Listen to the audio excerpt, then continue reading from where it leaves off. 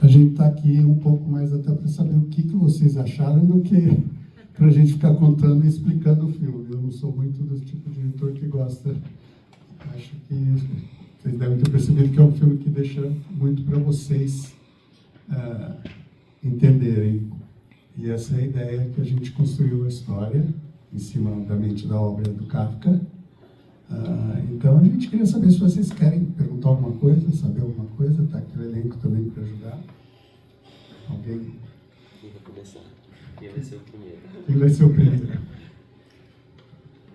Me pareceu que a questão do pai e filho do Kafka basicamente é isso.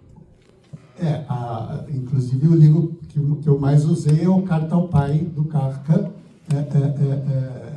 que é uma das melhores cartas ao pai que eu conheço. A ideia, embora eu tenha pegado coisa de praticamente toda a obra do Kafka, fiz uma colagem de tudo, mas obviamente Carta ao Pai foi talvez a mais importante, no sentido em que eu usei mais coisa no filme, né? E realmente a ideia é uma relação familiar. O próprio conto onde tem o Odradek chama Preocupações de um Pai de Família. Na verdade, o conto não se chama Odradek, o Odradek é um personagem, mas o conto se chama Preocupações de um Pai de Família. Então, em cima disso que a gente construiu. O pai não pôde estar aqui porque ele está fazendo teatro hoje. Senão a gente podia bater nele. O filme ele transpira teatro. Sim, teatro sim. Dentro do cinema. Tanto que eu faço uma cena que eu faço um teatro mesmo, com aplauso e tudo. A ideia foi isso um pouco. Até na interpretação dos atores, tudo, a gente não teve essa preocupação de realismo de cinema que está na moda hoje em dia. A ideia foi fazer uma coisa um pouco, não teatral no bom sentido, não teatral assim, posado, mas um teatral no bom sentido. Né? Eu acho que sim. E foi por isso que tem a sequência do teatro no meio, que é meio justamente para de repente tudo aquilo vira um teatro mesmo. Né? Vocês podem dizer se a mansão, o cenário principal, foi a única locação, e onde é essa locação, e como foi o processo para vocês, inclusive do elenco, enfim, da construção desse filme, que me dá muito ares de residência, de que vocês se isolaram naquele espaço e por um tempo criaram esse filme. Foi assim? Mais ou menos. A gente não teve, assim, na realidade esse filme a gente ensaiou todo online, porque foi na época da pandemia, então a gente ensaiou o filme todo online. A gente só conseguiu a locação mesmo bem em cima da hora. Para você ter uma ideia, na realidade no roteiro a previsão era que a gente filmasse numa casa que fosse extremamente moderna, de estilo Oscar Niemeyer, assim, a concepção visual era bem diferente.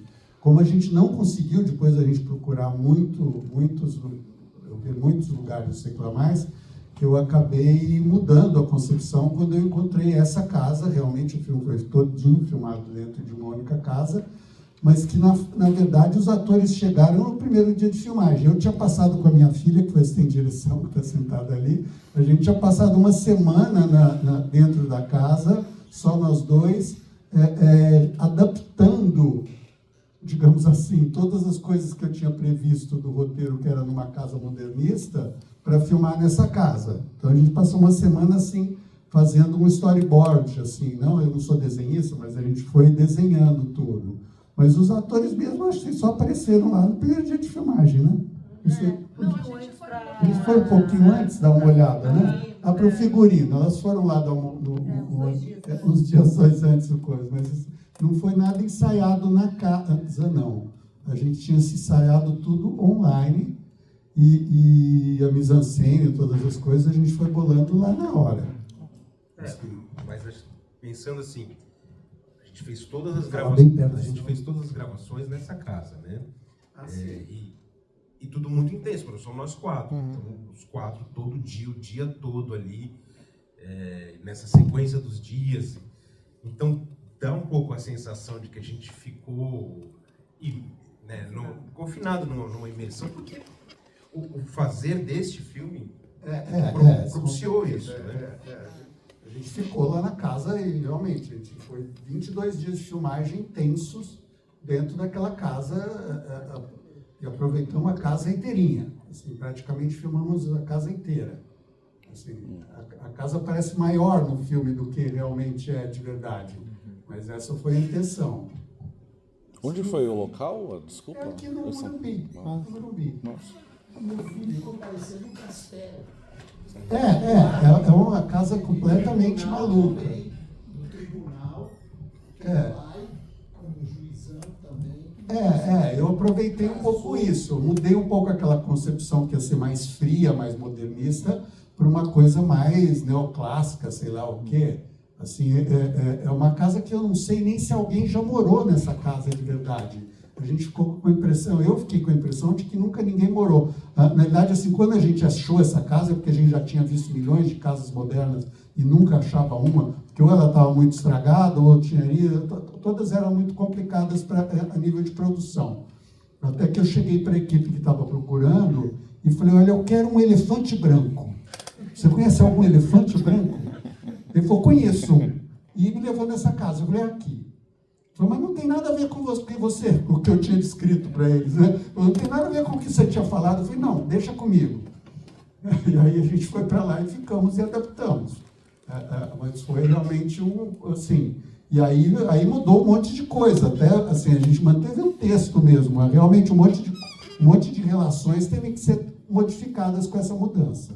Mas você sabe que a casa, no fim das contas, ela se conecta totalmente com aquela última casa no 2001, né? Para onde o personagem vai. Tem um pouquinho. É meio neoclássica. Lá é meio Luiz XV, sei lá o que é essa. Mas parece um período meio artificial, assim, dá uma sensação de artificialidade, por causa dos quadros mais modernos, mais abstratos. Né? Não, foi isso que eu vi. Foi isso que eu vi quando eu vi na casa. Eu falei, não, eu consigo adaptar aquela minha ideia para fazer dentro desse cenário, entendeu? Enquanto os outros eu não tinha conseguido achar e eu vi que eu não ia conseguir a casa exatamente como estava na minha imaginação, que seria uma casa muito grande, mas muito moderna, totalmente Oscar Niemeyer, assim, era a ideia, entendeu? E aí a gente foi adaptando um monte de coisa, mas a casa era um pouco um personagem. Eu achava que a casa tinha que ser um pouco um personagem do filme. Eu acho que ela ficou um pouco um personagem do filme. E deu essa coisa meio completamente fora da realidade, porque realmente é uma casa de uma arquitetura estranhésima. Guilherme, perdão. Não, eu ia perguntar se já que vocês estão falando de artificialidade, de realismo, eu vi alguns filmes seus no cinema esses tempos, assim, né? Eu vi a Damas em Xangai, depois eu vi o Perfume de Gardenia, aí eu vi a Palavra, né? E eu acho que essa coisa da artificialidade, né? No bom sentido da palavra mesmo, assim, né? Essa coisa da rejeição a um realismo mais engessado, tal, tá em todos os seus filmes, né? Assim, né? E aí nesse, eu achei muito legal, né? No final do filme, e eu também vi o ano passado em Marimbau aqui, né? Que passou aqui, tal, do Renner, né? E achei muito legal no final, nos créditos, aparecer as referências literárias, as referências cinematográficas do filme escancaradas, né? E no seu cinema tem muito essa coisa do escancarar a referência, né? Escancarar o que você sente, né? É referência, mas estou dizendo, é tudo alimenta, aquilo que me criou. Sim, é tudo aquilo que me criou, entendeu? Então, evidentemente, assim, uma das coisas realmente, assim, por exemplo, quando eu vi a casa, e que não era nada do que eu imaginava, imediatamente eu lembrei do Ano Passado em Marimbá. Eu consigo fazer isso aqui virar o Ano Passado em Marimbá. Perfeito. Entendeu? Porque é uma casa meio do ano passado, não é tão bonito quanto o Castelo do Marimbá. Lógico. E você vê esse filme tipo como, sei lá, tipo, por filme ter essa coisa mais de experimentalismo, né, do que outros filmes seus, uma coisa mais, um grito mais, tipo, de retorcer a forma mesmo, né? De brincar com a linguagem mais, assim, mais ainda. Assim, não, com certeza. Aí você falou assim, depois que eu fiz a palavra, eu falei assim, eu vou fazer um filme que seja exatamente o oposto da palavra, entendeu? Então, o tempo todo a gente brincava com isso, né? Não, isso daqui é o contrário, é o anti-palavra. Acho que tem isso. com certeza.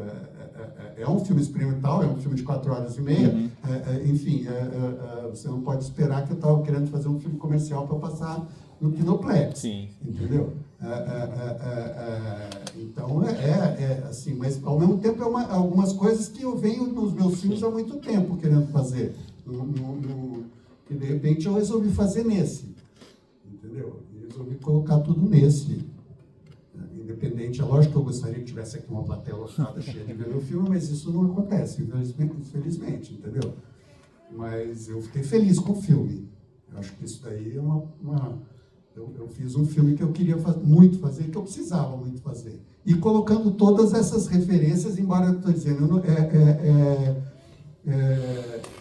não é uma... Assim, eu detesto, eu até coloquei aqui, eles não distribuíram um folheto que eu escrevi, falando isso. Eu não sou muito nem de referências, nem de citações, as pessoas sempre usam essas palavras. O que eu acredito é que eu reciclo. Assim, eu gosto de reciclar ideias de outros filmes. Então, como eu gosto de assistir filme, assisto muito filme, eu reciclo. Então, esse filme recicla um monte de coisa, entendeu? Um espectador ainda falou, é o ano que vem em Mariambá. Então, eu acho que é um pouco isso, entendeu? Eu sei que é um filme difícil, eu não sei se, assim, vocês acharam muito chato? Quando a gente tem acesso ao texto para poder aprender melhor? O texto é um roteiro. Assim, como o filme não fez nenhum sucesso, a possibilidade de que o roteiro um dia seja publicado é zero.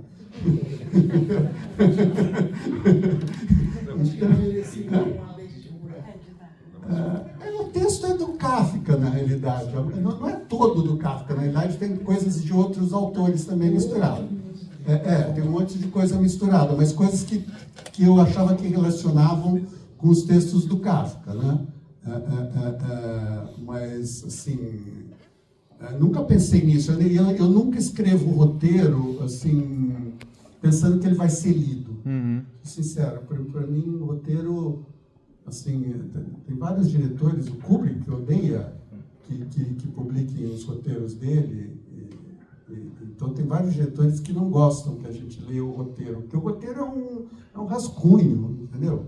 Um monte de coisa mudou no meio do caminho, estou dizendo, para começar a locação.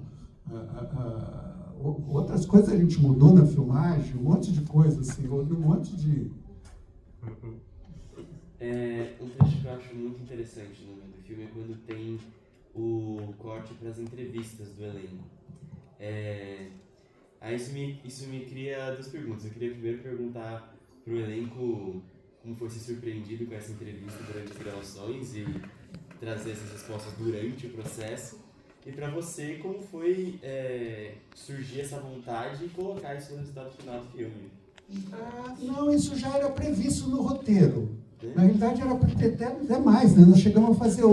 Era para ter 3 entrevistas. Uma, a gente fez 2. A gente fez 2. Uma eu joguei fora. Achei que estava repetitiva e redundante. Lembra, a gente fez antes de começar o filme, a gente fez uma. É que você não lembra. Eu cheguei a montar, existia inteirinha. Foi no dia da primeira leitura. No dia da primeira leitura, quando vocês não sabiam nada. Tinha uma entrevista que era quando eles não sabiam nada. Essa entrevista que eu usei foi que a gente filmou no primeiro dia.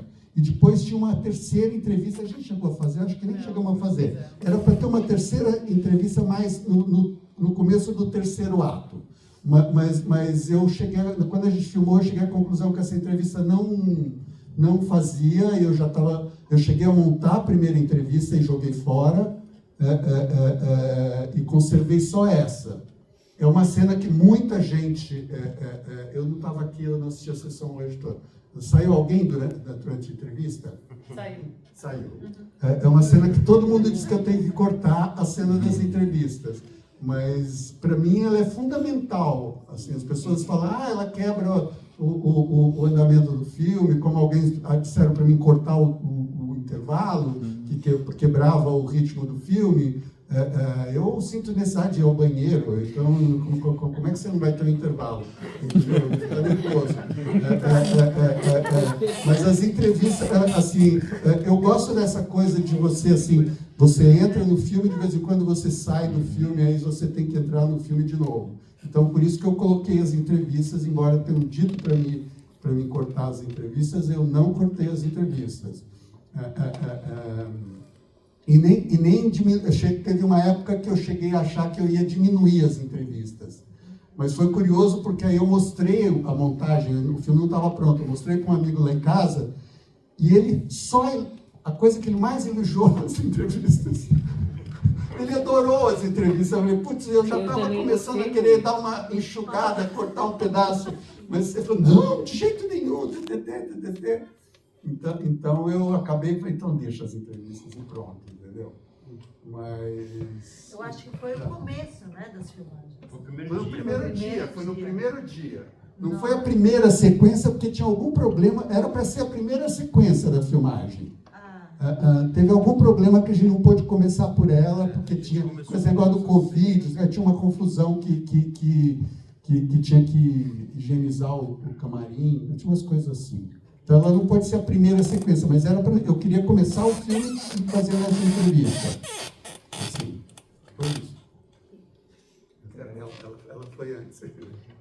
Sobre essa questão de sair e entrar no filme, né? A gravação, o formato dele lembra muito a gente estar assistindo um teatro. Em diversos momentos a gente está lá, parece que a gente está dentro com os personagens, parece que eu estou aqui do lado deles e eu consigo observar ao redor. Porque mesmo quando um está falando, o outro, ele não está fora de cena, ele está fora, mas ele está enquadrado lá ao mesmo tempo. Aí, em um momento que eu senti que ficou mais pro cinema e não pro teatro, que não estou falando de forma negativa, muito pelo contrário, foi quando eu fiquei mais arrepiada, foi quando justamente os dois filhos e a mulher, ela ficava no meio, e eles jogavam as verdades nua, literalmente crua na cara do pai.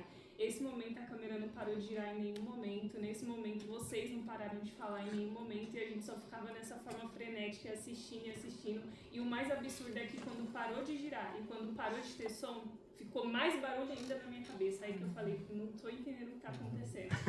Então, é muito louco, porque a todo momento a gente tem uma coisa teatral, mas ao mesmo tempo muito forte. E quando sai um pouquinho desse teatral, fica um cinema, mas fica mais forte e você fica arrepiado e meio tenso assistindo. Aí a pergunta é, como que foi pra vocês, no caso, fazer, porque eu não consigo nem imaginar gritando, rodando e falando ao mesmo tempo.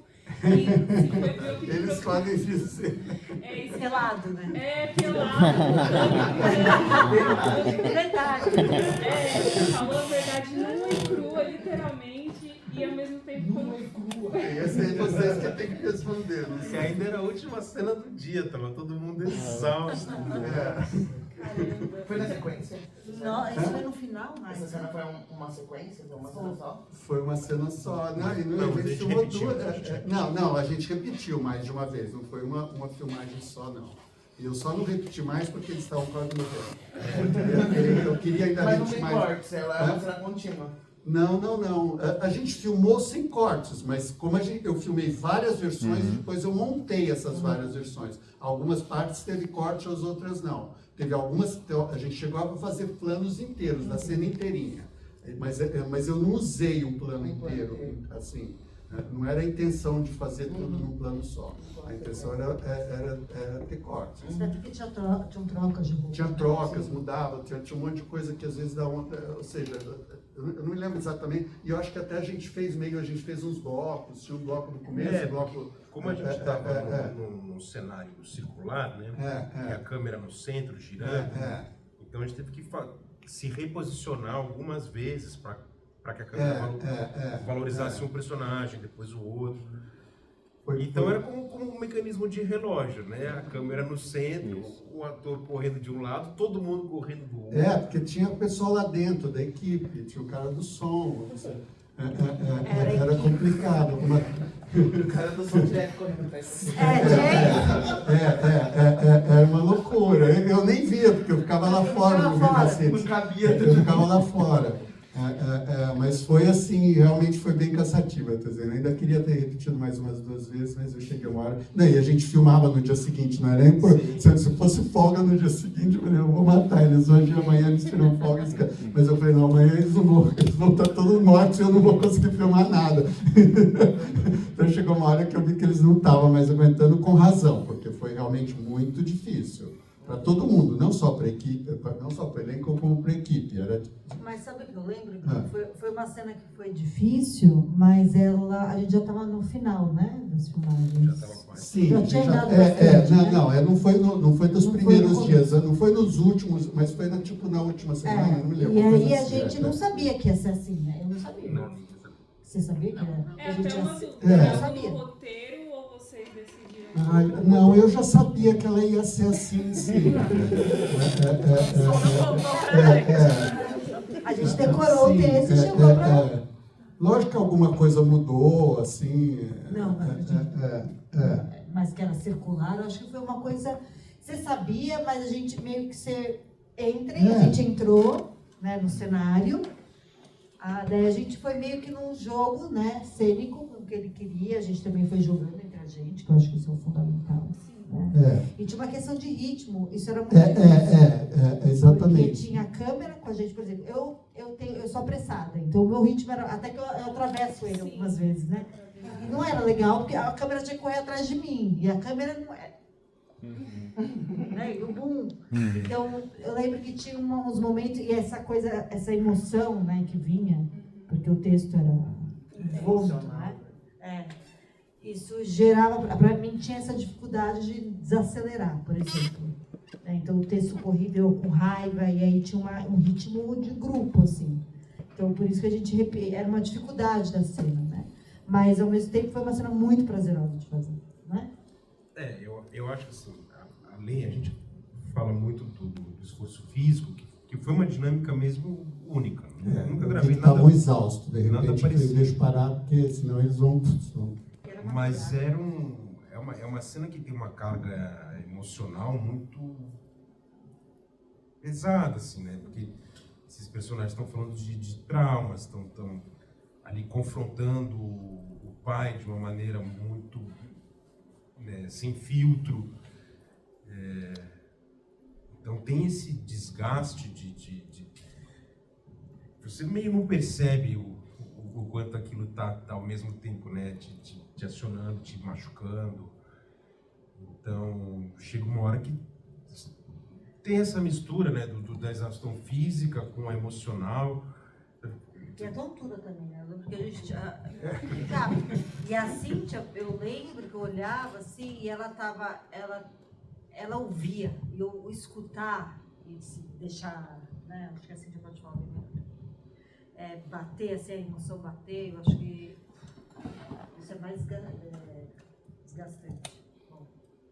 O mais difícil para mim foi decorar o texto.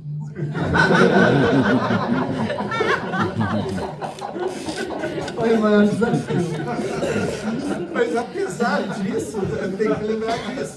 Ela participou de todos os ensaios, de todas as coisas. Porque eu falei, apesar de você não ter que falar nada, você é que escuta e você reage. Então ela participou de todos os ensaios. Não quer dizer que porque ela não falava, ela não apareceu nos ensaios, não. Ela participou de absolutamente todos os ensaios do filme. Mas eu fui muito bem alimentada pelos colegas, né? O que vinha com muita potência. E era isso. Isso aqui... Eu falava isso, mas você tem que responder você conversa com eles. E ela fazia isso. Bastante presencial. A ideia era essa. Assim, eu acho que isso daí funcionou super bem. Porque ela tem que falar mesmo não abrindo a boca.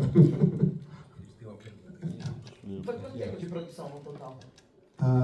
De filmagem foram 22 dias diárias. Foram 22 dias. Foi bem apertado. No meio da pandemia. No meio da pandemia. Então nós estávamos confinados na vida, né? Então isso... Parabéns aí pelo filme, quer dizer, eu gostei muito do filme, né? Mas assim, duas coisas me chamou a atenção no filme, né? isso que você comentou agora, né, seria mais uma preocupação, né, de um pai de família, né?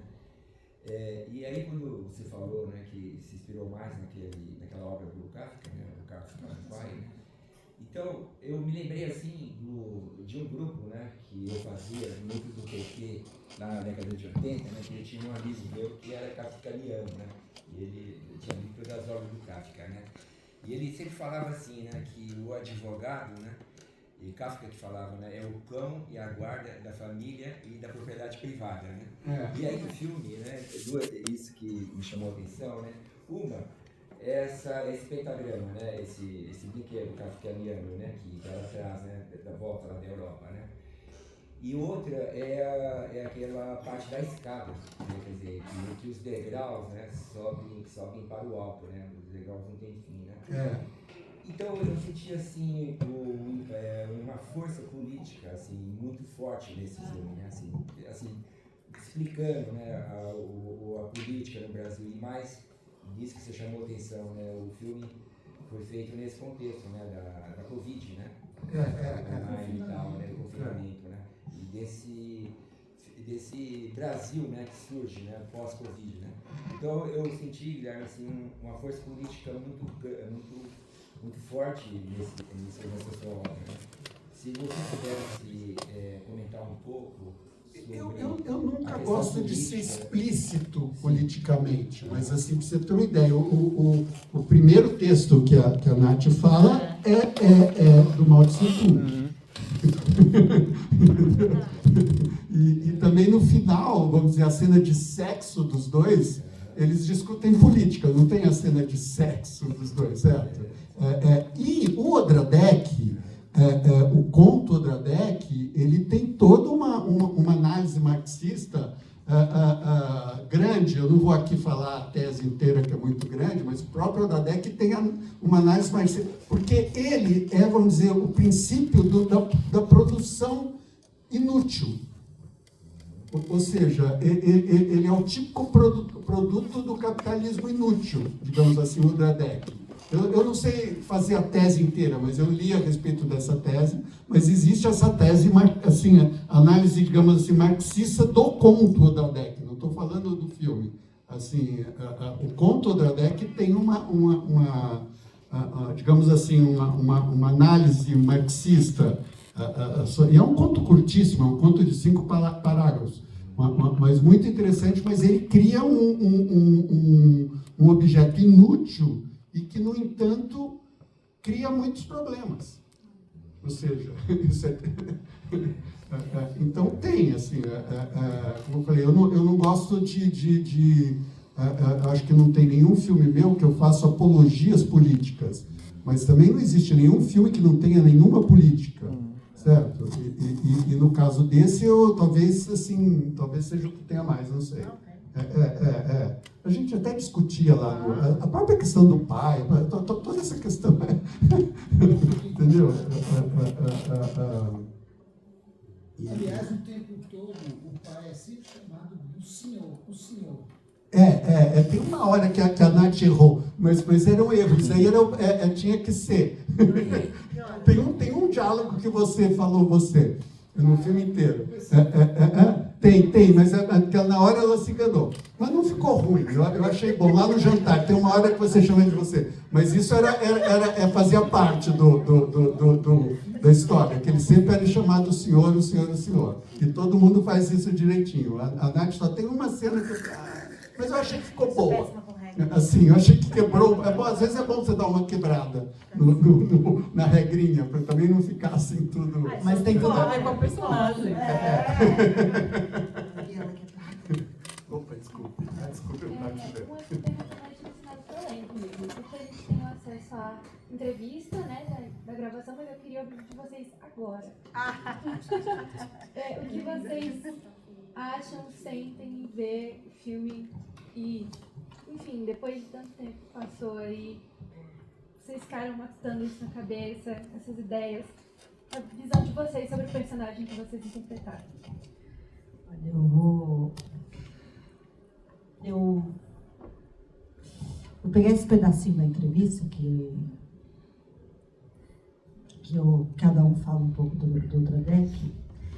Eu fiz esse filme e eu fui embora do Brasil. Né? E eu fui para uma revolução de verdade.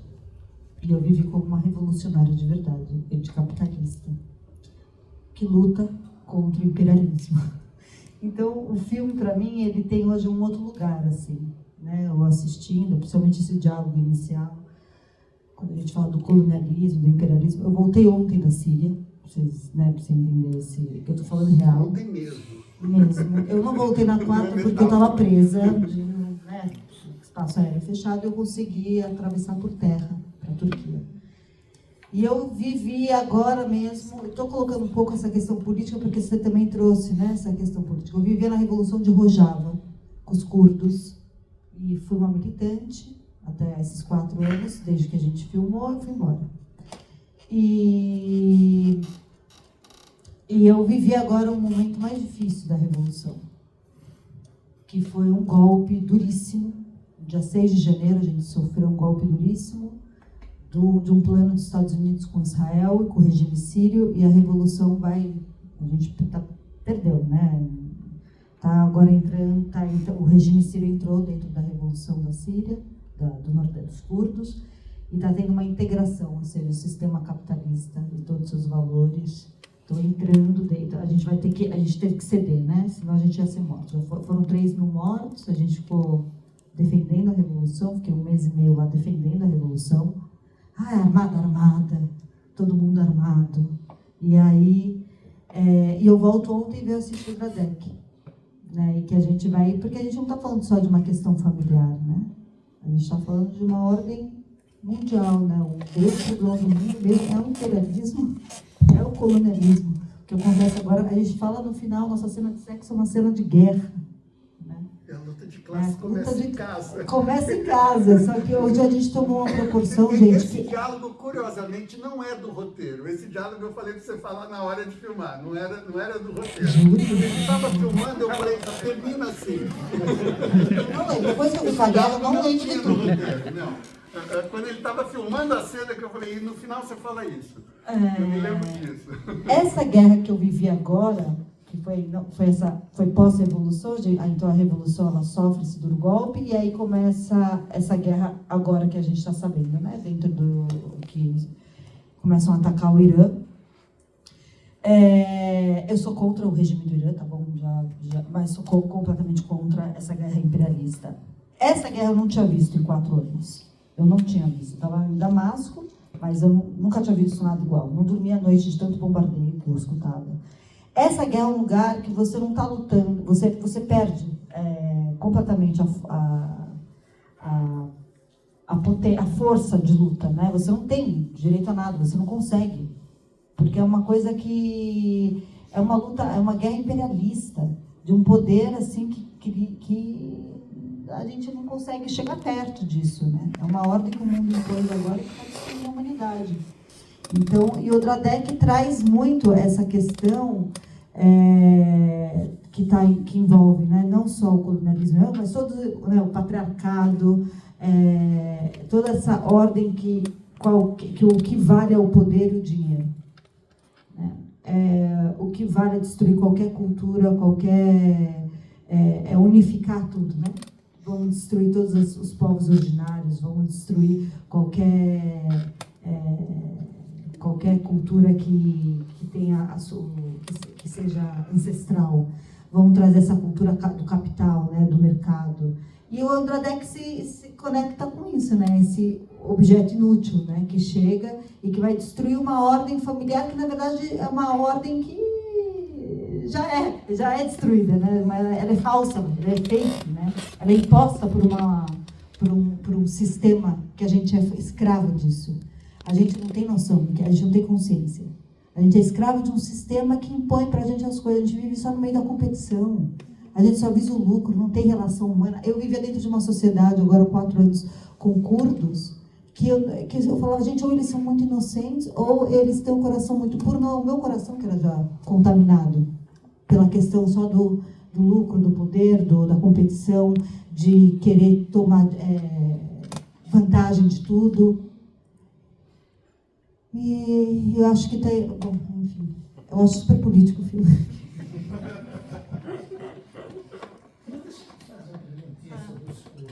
Pode. É o último grande mundo de etnia, povos, que não tem terra. Não se fala disso. São 40 se milhões dá terra aos curdos, mas aos judeus está aí. Hoje foi dado, é criado, o Estado israelense, mas para os curdos não se fala nada. Ninguém se preocupa em dar aos curdos. São 40 milhões sem terra. A última grande nação sem terra. E aí você vê essa luta pelo território, né? E é uma luta por um território que é o território que eles estão lá, sei lá quantos mil anos atrás, né, já. E é uma luta não só pelo território, como também pela preservação. O meu trabalho lá com os curdos é de resgate de cultura. Então, porque eles foram oprimidos, são oprimidos, né, até hoje. Então, o meu trabalho é com a dança e mais com a dança, também um pouco com o teatro. Mas o teatro nem chegou direito a se desenvolver. Agora a dança, que eles têm a dança, né, tradicionais. E eu fui nesse trabalho de resgate e, ao mesmo tempo, de trazer um pouco do dia de hoje, mas com muito cuidado, porque também não podia contaminar a minha arte, que não deixa de ser fruto de um sistema capitalista, né? Porque eu também, qual que é a minha cultura? Eu também não sei, eu perdi nesse tempo. Tem um monte de autores que possibilitaram fazer esse filme. É verdade. A formação, né? Então é isso. Mas você tem razão. Quer falar? Fala. Você. Cada um de vocês. Isso aí não é, essa não é. Voltando à sua pergunta, né? Fica muito evidente o quanto eu estava confuso ali, né? Com relação ao personagem. E isso não melhorou, tá? Os colegas sabem que a cada dia que eu chegava com uma teoria nova. Tipo, só eu tô vivo, todos vocês estão mortos. É verdade. No outro dia eu chegava lá e falava, na verdade só o pai tá vivo. Ou só ela chegou na casa vazia. Cada dia era uma teoria que fazia sentido. E eu trabalhei nessa chave. Todas estavam certas. Todas estavam. E ele falava isso, todas estão certas. E assim, agora que eu tive uma distância maior, desde a última vez que eu assisti, que talvez eu tenha tido uma experiência mais como espectador mesmo. Né? Porque a gente fica muito relembrando das filmagens e analisando, né, o nosso trabalho. Isso aqui ficou bom, isso aqui não ficou, isso aqui, olha só, como bola, devia ter feito diferente. Hoje consegui ver mais assim, como espectador. E eu entro toda vez nessa espiral de possibilidades e vou descobrindo coisas novas, né? Então, essa multiplicidade de leituras que vai se sobrepondo, eu só fico cada vez mais confuso. Então, não sei se mudou muito, não. Bom, eu já assisti algumas vezes o Dradek, mas quando foi a última vez que a gente assistiu, Gui? Fora quarta-feira? Foi o ano passado? Foi na mostra. Foi na mostra? Acho que a última que passou foi na mostra. Ano retrasado, não? Você não foi lá em Tiradentes, né? Não. E fazia um tempão que eu não assistia, de qualquer forma. Quando eu assisti na quarta-feira passada, eu tive uma epifania durante uma cena que a minha personagem está sentada, cobrindo os olhos. A hora que ela tira as mãos dos olhos, tem aquele monte de cadeiras reviradas aqui atrás. E aí eu fiz uma conexão total do filme com 2026. Para mim, esse filme, o Guilherme teve uma clarividência do que seria 2026, lá em 2020.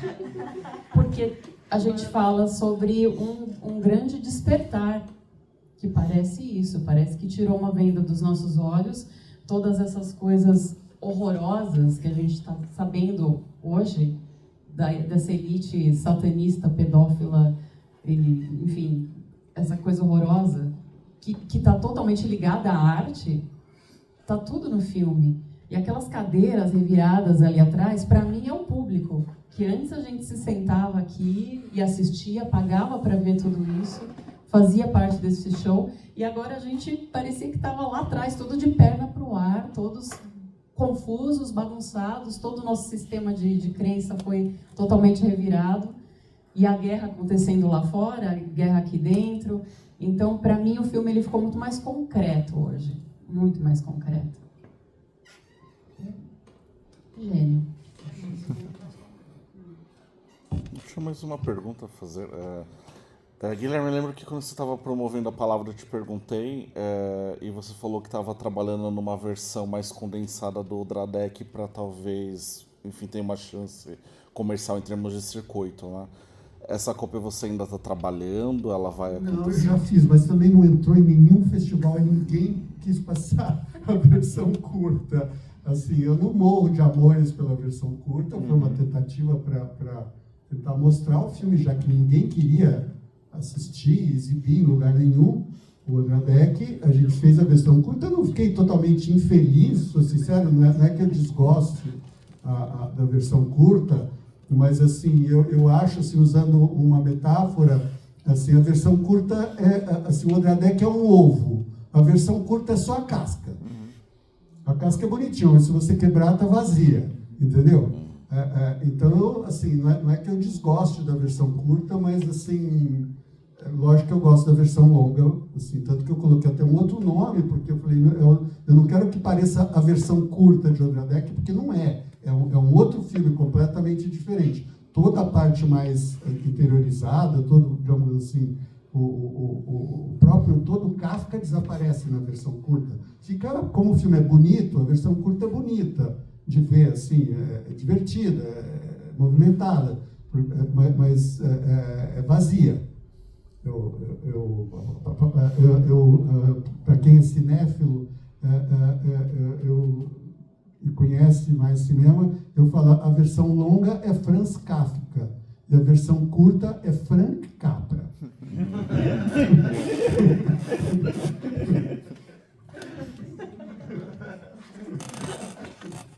Eu tinha mais uma duvidazinha curtinha de que ao longo do filme a maneira como vocês, os personagens, se referem ao Odradek muda algumas vezes.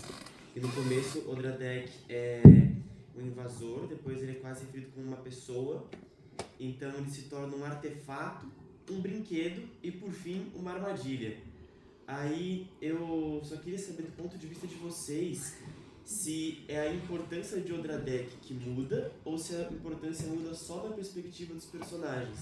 Se quando eles chamam de brinquedo, eles não temem Odradek como no momento que eles chamaram de artefato, ou se Odradek naquele momento realmente não tem mais uma influência tão forte neles, assim, pela interpretação de vocês. É isso aí. Não, mas achei legal essa. Ele viu 3 vezes. Ele sabe mais que eu.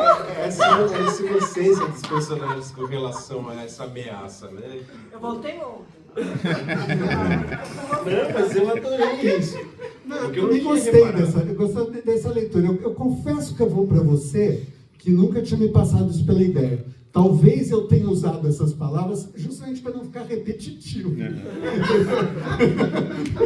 Então, para até ficar mais interessante, entendeu? Mas assim, eu não consigo ver E talvez, dependendo da sequência, ele faz mais sentido. Ou seja, ele é brinquedo quando o pai quer dizer que é um brinquedo, ele é um artefato, mas faz um sentido. Faz, eu acho que tem essa progressão mesmo. Tem essa progressão mesmo, mas eu não me lembro de eu ter trabalhado essa progressão. Realmente não me lembro de ter trabalhado essa progressão, pensando, não me lembro disso ter sido uma coisa pensada, planejada. Não me lembro, realmente. E para vocês, fica meio dessa ideia de que a importância de Odradek para os personagens desce?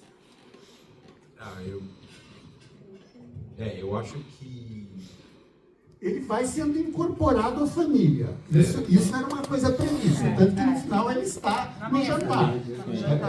E isso era do roteiro. E ele também não se mexe mais, ele passa a ficar parado, certo? E isso era do roteiro. Mas o nome dele, assim, eu não me lembro, assim, realmente de ter pensado nisso. Mas eu acho que ele vai ser introjetado pelos personagens mesmo. Vira não só parte da família, mas parte de cada um deles, né? Aí a gente entra naquela maluquice que eu não sei o que é, se o seu Dradek é de dentro, se o Dradek é de fora. Eu tive a impressão de que o Dradek teria se tornado um brinquedo na percepção dos personagens, principalmente no momento em que a irmã sugere destruir o Dradek, e você fala que não tem necessidade de destruir mais o Dradek, porque agora o Dradek está dentro de você. E aí eu senti como se ele tivesse entrado na família e ficou só a casca. Eu acho que isso é um pouquinho, isso tinha um pouquinho, sim. Isso tinha um pouco. Essa coisa do Dradek passar a pertencer a eles. Isso tinha no roteiro já. Que é como uma dúvida, né? A dúvida. Ou uma ideia. Né? Aquela vem de fora, mas ela vai sendo absorvida, se torna concreta, e depois você não consegue mais se livrar disso. Né? O Dradek, eu acho que ele se transforma também dependendo do ponto de vista de cada personagem, né? Por exemplo, eu, como artista, eu vejo o Dradek como um símbolo, a estrela, a fama, o dinheiro, o poder. E aí, quando você consegue aquilo se torna inútil, não é, ainda o vazio persiste. Para a filha, quer coisas, quer comprar, quer consumista. Você compra um iPhone novo, daqui a pouco eles já viram qualquer coisa, entendeu? Inútil, né? Inútil, sempre. Não, eu vou voltar Ela está chegando da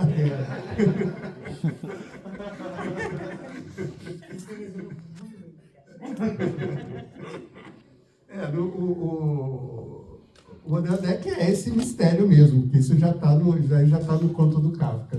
O Dradek é para a gente tentar entender o Dradek mesmo. E eu não tentei colocar nada definido. Até se você fazer uma análise freudiana, assim, a gente pode ver o filho como ego, o pai como superego, e o Dradek um pouco da mãe como o id. Assim, de certa maneira funciona, é freudiano isso, certo? E a filha é Freud, porque é ela que chega para confundir a cabeça do filho, do pai, de todo mundo, entendeu? Então você pode, assim, quando eu escrevo os personagens, eu penso muito em coisas, porque Freud é muito bom para estruturar personagens, né? Então eu sempre penso um pouco, isso eu uso um pouco quando eu escrevo roteiro. Então, galera, aparentemente tem uma galera que já viu esse filme algumas vezes aqui, que já acompanha vocês há um tempo, eu não. Eu queria saber sobre como vocês se sentem ou veem o fato dele ser meio lost media, assim, não é algo que é acessível pra galera. Tipo, não tem como se pesquisar na internet e falar, vou baixar esse filme, vou ver no fim de semana na minha TV, vou mostrar para os meus amigos. Como vocês...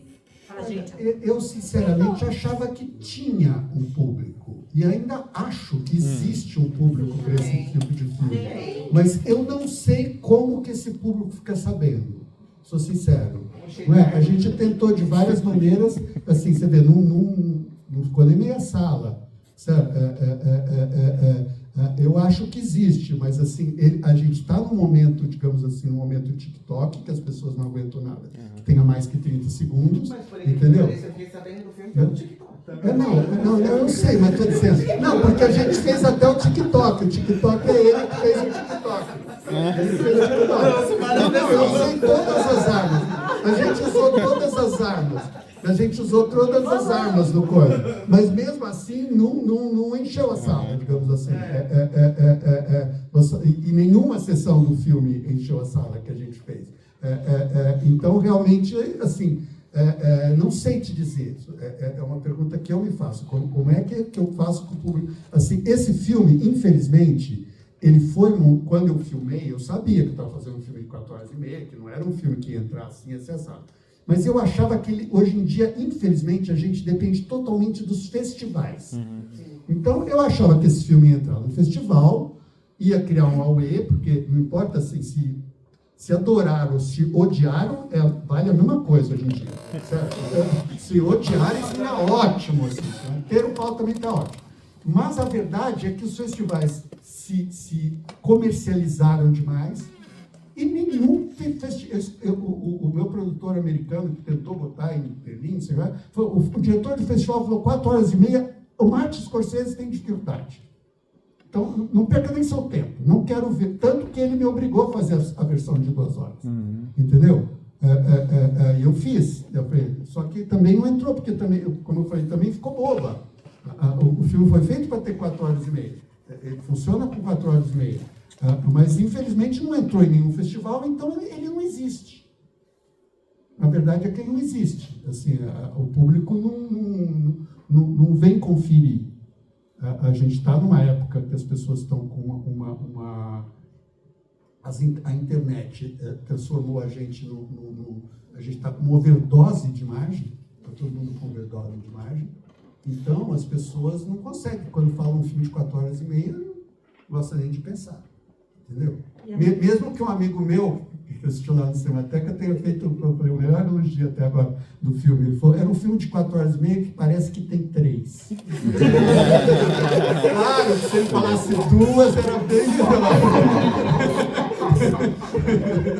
Inclusive, Guilherme, você tinha perguntado no começo daqui se a gente tinha achado o filme chato e tal, não sei o quê, né? E depois que o pessoal falou muito, eu acho que uma coisa que torna o filme sempre interessante, logicamente, né? Acho que o filme, ele lida com a exaustão, né? Tipo, a situação é exaustiva, os personagens estão na exaustão. Eu sou cruel com o público. Isso. O filme é cruel com o público. E a gente sente essa exaustão, mas acho que o que torna ele sempre interessante é que ele sempre está se formulando pra gente nessas situações, né? Então essa situação daquela família, dessa abstração daquela família, é levada para vários lados, tanto lados visuais, quanto lado daquela situação mesmo, né? Daquela formulação familiar, né? Que sempre é uma coisa que vai sempre indo para a abstração do que a gente vê aquilo, né? De como a gente vê esse personagem, viram símbolos, viram pessoas mesmo, que viram relações, né? A coisa se coloca para vários lados, viram ideias, né? Se manifesta como ideias, ao mesmo tempo que a mise-en-scène do filme, né? O visual do filme, ele sempre vai também se reformulando e tudo. Então, isso acho que torna o filme interessante sempre, né? Assim, né? E acho que tem um pouco... Isso foi um trabalho de direção, no sentido, eu sabia que estava fazendo um filme longo, e ele não podia ser muito repetitivo. Então eu precisava realmente criar uma forma de contar cada coisa que fosse uma forma... Eu me lembro discutindo com o diretor de fotografia no começo, que ele estava extremamente preocupado com como era a fotografia do filme. Eu falei, não, você não tem que ficar preso, porque a gente vai estudar como é a fotografia da sequência. Legal. Entendeu? Cada sequência a gente vai... Lógico que tem uma unidade, ele é fotógrafo, ele tem que manter um padrão. Eu falei, mas não vai ter uma fotografia que o filme comece com aquela fotografia e acaba com aquela fotografia. A gente vai fazer cada sequência trabalhando um elemento diferente de fotografia, um elemento diferente de direção de arte, um elemento diferente. Isso até para que um filme de 4 horas e meia não fosse entediante no sentido... e que não é realista, porque até a gente aguenta filmes longos, realistas, porque a gente fica parecendo que a gente está vendo a sua própria casa. Mas meu filme não era uma história realista. Então ele precisava ser visualmente encher os olhos, digamos assim. Sim. Então isso eu tentei. Isso foi o trabalho de cada sequência. Como é que eu vou encher os olhos do espectador com esse texto kafkiano? Tanto é que quando eles vão para as profundezas mesmo, a fotografia é, acho que onde a mudança é mais clara, né, assim, né, muda muito, né, assim, né, e por várias questões, né, quando ele fica sozinho mesmo, né, tem todas essas mudanças visuais mesmo que vão acontecer no filme, né, e vão te colocando para vários lugares, né, assim. Além de, vamos dizer, da análise marxista, Existe também, o Odradek também é um importante sobre arte conceitual. Ele é considerado o primeiro exemplo de arte conceitual da história na literatura.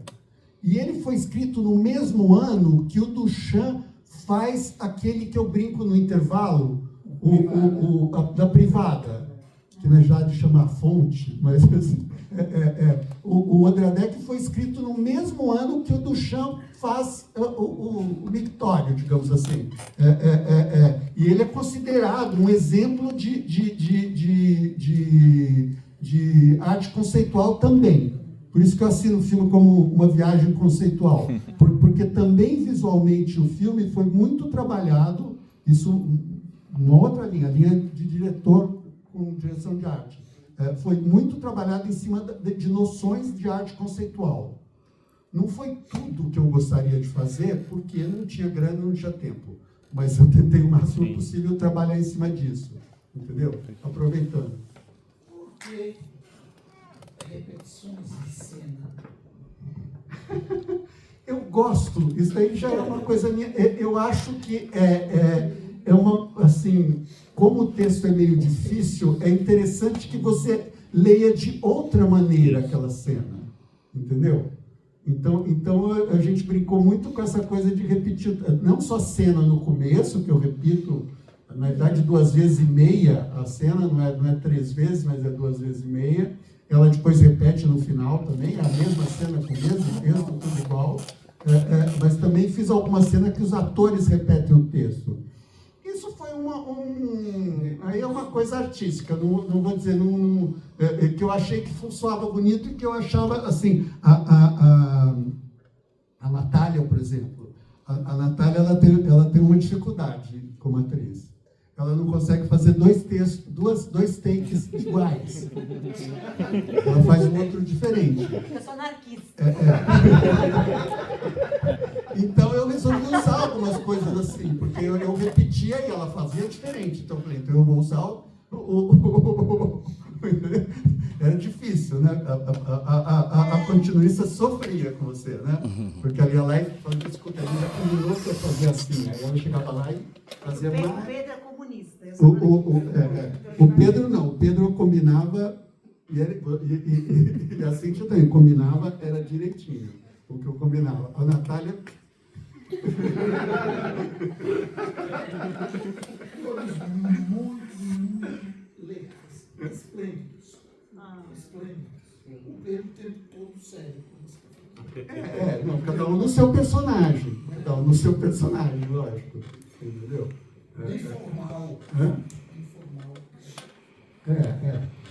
Eu também gosto. Gosto dos 4 atores. Eu só tinha 4 atores, então eles tinham que estar os 4 bons, porque senão. Né? Como foi a seleção de elenco? Porque com os caras você trabalha sempre, né? Com eles foi a primeira vez que você está trabalhando com eles? Foi a primeira vez que eu trabalhei com eles. Ah, legal.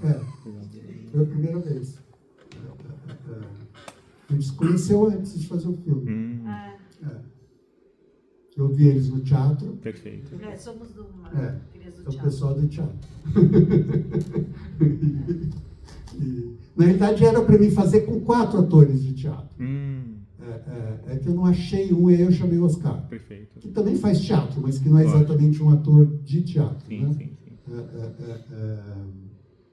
Mas eu não achei um que encaixasse como eu queria. Aí eu falei, bem, vou chamar um que eu conheço. Perfeito. Ótimos atores. Eu também gostei muito. Uma coisa, vocês já eram acostumados a fazer filmes assim, mais conceituais, ou foi tipo um choque pra vocês pegarem ele? Nossa, foi no teatro. Eu acho que ninguém é acostumado a fazer filme assim. Não é possível que alguém tenha uma carreira de fazer filmes assim. Não, você olha e fala assim, beleza, parece um textão de teatro, a gente está acostumado, né? Vai falar pra caramba, tudo bem. Só que quando você vai levar esse procedimento pro set, que você chega lá naquele dia que você tem 8 páginas de texto, só você falando sem parar, é uma loucura, cara.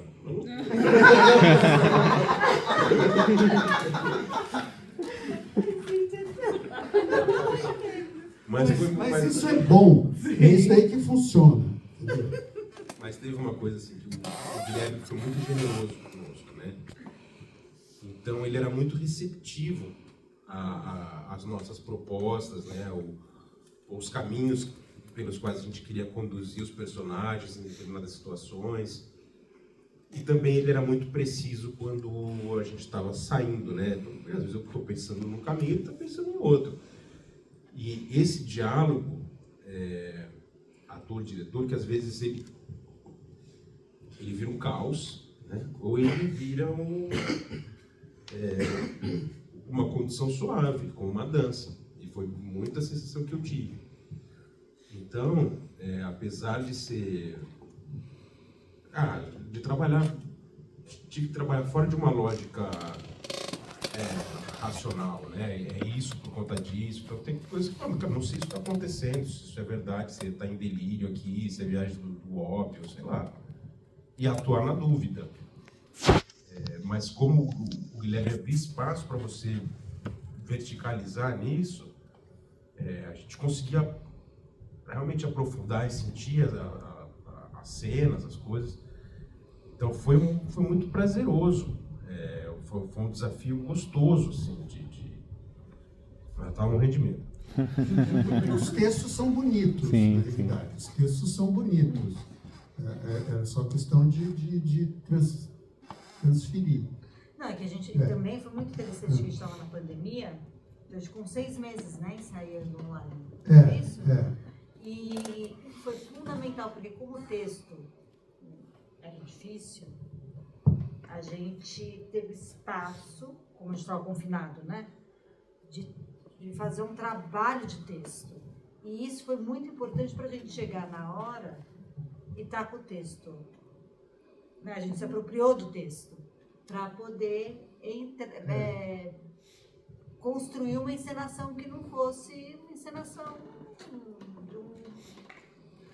simples, né? De um realismo simples. Assim. A gente eram coreografias mesmo. Não era só coreografia nossa, né? Tinha a câmera também junto, né? Então tem muitas cenas que ela atravessa, né? Então isso a gente só conseguiu fazer porque a gente já tinha se apropriado do texto. Não foi uma coisa de vamos decorar o texto um dia antes de filmar. Eu já estava com aquele texto pronto, né? Pronto não é a palavra boa de se falar pronto, mas já estava apropriado. Foi um trabalho que também eu acho que o teatro ensina a gente, né, a trabalhar o texto. Agora, como levar isso para o set, para a câmera, aí foi um outro processo, né? Daí o Gui foi fundamental como diretor de cinema, dirigindo a gente. Eu não sei trabalhar sem diretor. Não sei diretor. O Gui deu muita liberdade pra gente, mas ele tinha uma visão muito clara do que ele queria fazer. Isso deu muita segurança pra gente, né, experimentar. Eu queria experimentar, eu até forçava vocês. Não, quando vocês falavam, então vamos fazer, se fica bom, entendeu? Se não ficar bom, não ficou bom. Eu gostava, e esse filme me dava muita liberdade também para experimentar. Tem filmes que dá menos liberdade pra gente, como diretor. Tem filmes que você tem que contar aquela historinha. Esse filme me dava muita liberdade de experimentar mesmo, até de não, assim, até de fazer coisas que no roteiro eram completamente diferentes. Ou seja, eu chegava lá e mudava tudo.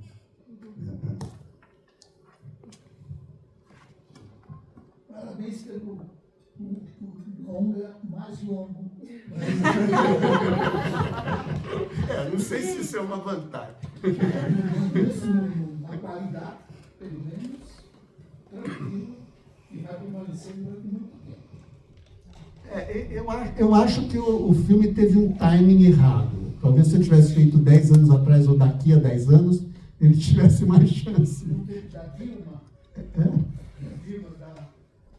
Não, estou dizendo, a gente está num momento, assim, estou dizendo, todas essas coisas de internet, celular, tudo isso, está fazendo uma overdose de informação e imagem nas pessoas, É que as pessoas estão com dificuldade de usufruir, de sentir prazer com a imagem.